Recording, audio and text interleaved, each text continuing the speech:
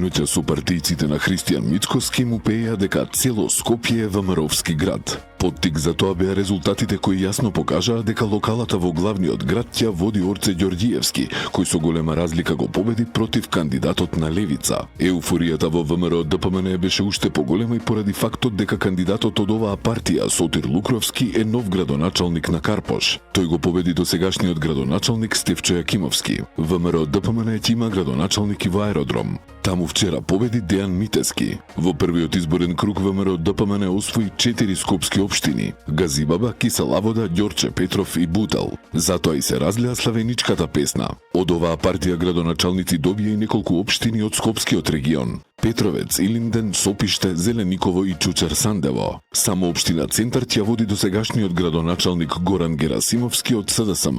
Чаир, Сара и Арачиново ќе го водат градоначалници од Вреди, Шуто Ризарих, Курто Дудуш од Унијата на ромите, а Студеничани Кадар на Дуи.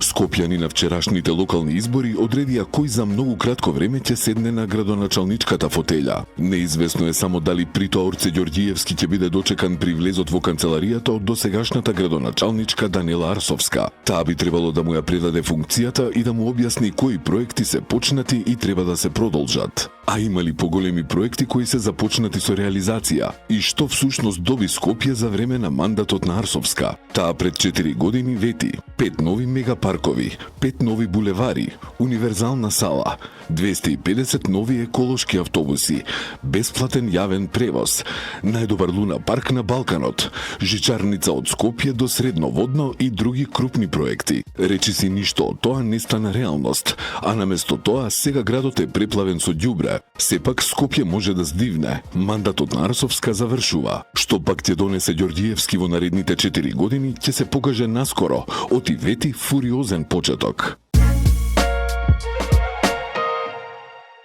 Орце Ѓорѓиевски во следниве неколку дена треба да ја преземе градоначалничката функција во град Скопје. Во текот на кампањата најави многу проекти за подобрување на сликата на градот и за животот на скопјани. Еве што кажа за прва скопска телевизија на што прво ќе се посвети во својот мандат. Што веќе најави во јавноста, ќе започнеме веднаш со акција за масовно чистење на град, за една голема генералка. Не само првиот час, туку првите 72 часа ќе ги искористам да конечно Скопје блесне, да сето она што не мачи граѓаните години наназад, конечно го ставиме во ред, а тоа подразбира хигиена. Лештавот кој што се наоѓаме денес да блесне и сите позиции во градот Скопје конечно да бидат чисти, да го добијат вистинскиот сјај. Паралелно ќе започнеме со процес на реорганизација во градот Скопје, завршување веднаш на оние проекти кои што се оставени во минатото со години да стојат во ненапредна фаза, би рекол, и реорганизација на сите јавни предпријатија.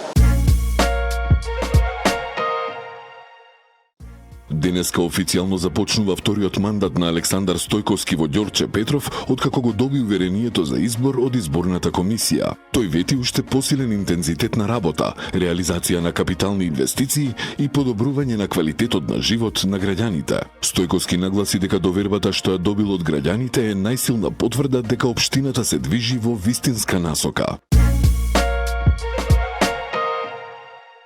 Увид во градежните активности за изградба на нова детска градинка во Бутел 2 денеска направи градоначалникот Дарко Костовски, при што изрази задоволство дека градежните активности напредуваат со одлична динамика. На местото на стариот објект кој беше изграден во далечната 1964 година се гради нова детска градинка на површина од 1800 квадратни метри. Новиот објект ќе има 3 влеза, 7 занимални со 7 спални соби, 2 занимални со заеднички спални соби и една просторија за јасли. Покрај тоа во новата градинка ќе има и посебна просторија за изолација и медицинска сестра, како и млечна којна. Новиот објект ќе може да овозможи згрижување на 200 деца, вели Костовски. Загина велосипедист на булеварот Гоце Делчев во строгиот центар на Скопје. Од полицијата соопштуваат дека денес попладне имало судар на автомобил Пасат со скопски регистарски таблички и велосипедист кој подлегнал на повредите на местото на несреќата. По трагичниот инцидент возачот го оставил возилото на местото на настанот и избегал во непознат правец. Полицијата презема мерки за пронаоѓање на возачот. Нов случај на прегазување пешак, каде што шоферот наместо да пружи помош, побегнал. Вчера е прегазена 79 годишна жена од џип во центарот на Скопје, а несовесниот 33 годишен возач побегнал од местото на настанот. Очевидци сведочат дека жената уредно поминувала на пешачки премин, кога автомобилот без застанување ја прегазил. По несреќата, таа со тешки телесни повреди е пренесена на лекување. МВР соопшти дека возачот е уапсен на средноводно. Вчера наутро во СВР Скопје 19-годишник од скопското село Инџиково пријавил дека околу полноќ во угостителски објект на подрачјето на Центар, тој и неговиот 18-годишен другар биле физички нападнати од едно машко лице кое употребило тврди предмети. Полицијата презема мерки за расчистување на случајот.